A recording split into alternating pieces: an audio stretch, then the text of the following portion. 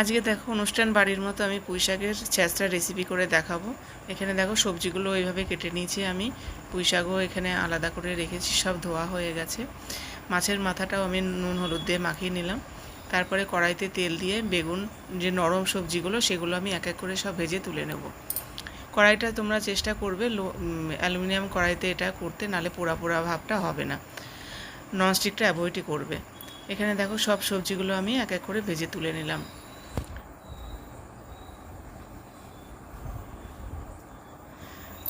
তারপরে মাছের মাথাটাও আমি ভেজে তুলে নিচ্ছি। তারপরে সামান্য একটু তেল দিয়ে তেজপাতা, শুকনো লঙ্কা আর পাঁচফোড়ন ফোড়ন দিলাম। দিয়ে পেঁয়াজ কুচি দিলাম, এখানে একটা বড় সাইজের পেঁয়াজ কুচি দিয়েছি। দিয়ে একটু নাড়াচাড়া করে, সব তো সবজির মধ্যে আলু আর ডাঁটাগুলোই রয়েছে, তাই এটাও আমি দিয়ে দিলাম লাস্টে। দিয়ে এখানে কিছুটা রসুন আর আদা একটু হামানদিস্তায় আমি থেতো করে নেব। তারপরে স্বাদ মতো আমি কাঁচা লঙ্কা দিয়ে দিলাম, যে যেমন ঝাল খাবে সে সেরকম দেবে। তারপরে সেই রসুন আর আদার মশলাটা দিয়ে দিলাম। দিয়ে নাড়াচাড়া করে তারপরে দেখো পুঁই শাকগুলো আমি দিয়ে দিলাম। দিয়ে আর একটু নাড়াচাড়া করে তারপরে সব ভাজা সবজিগুলো আমি সব দিয়ে দিলাম।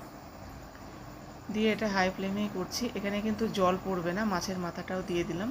দিয়ে নাড়াচাড়া করে ঢেকে আমি একদম লো ফ্লেমে এটা রান্না করতে দেব। লাস্টে চিনি আর জিরের গুঁড়ো দিয়ে নামিয়ে নেব।